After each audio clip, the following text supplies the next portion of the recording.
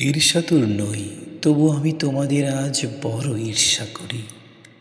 তোমরা সুন্দর জামা পরো, পার্কের বেঞ্চিতে বসে আলাপ জমাও, কখনো সেজন্য নয়। ভালো খাও দাও ফুর্তি করো সবান্ধব, সেজন্যেও নয়। বন্ধুরা, তোমরা যারা কবি, স্বাধীন দেশের কবি, তাদের সৌভাগ্যে আমি বড় ঈর্ষান্বিত আজ। যখন যা খুশি মনের মতো শব্দ কি সহজে করো ব্যবহার তোমরা সবাই। যখন যে শব্দ চাও এসে গেলে সাজাও পয়ারে, কখনো অমিত্রাক্ষরে, ক্ষিপ্র মাত্রা বৃত্তে, কখনো বা সেসব কবিতা বলি যেন রাজহাঁস দৃপ্ত ভঙ্গিমায় মানুষের অত্যন্ত নিকটে যায়, কুড়ায় আদর। অথচ এদেশে আমি আজ দম বন্ধ এ বন্দি শিবিরে, মাথা খুঁড়ে মরলেও পারি না করতে উচ্চারণ মনের মতন শব্দ কোনো।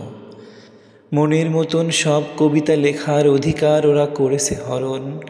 প্রকাশ্য রাস্তায় যদি তার স্বরে চাঁদ, ফুল, পাখি, এমনকি নারী ইত্যাকার শব্দাবলী করি উচ্চারণ, কেউ করবে না বারণ কখনো। কিন্তু কিছু শব্দকে করেছে বেআইনি ওরা ভয়ানক বিস্ফোরক ভেবে। স্বাধীনতা নামক শব্দটি ভরাট গলায় দীপ্ত উচ্চারণ করে বারবার তৃপ্তি পেতে চাই।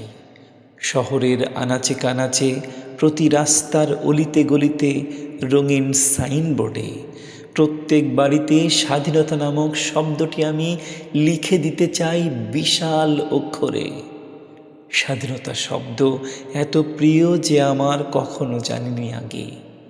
উঁচিয়ে বন্দুক, স্বাধীনতা, বাংলাদেশ, এই মতো শব্দ থেকে ওরা আমাকে বিচ্ছিন্ন করে রাখছে সর্বদা।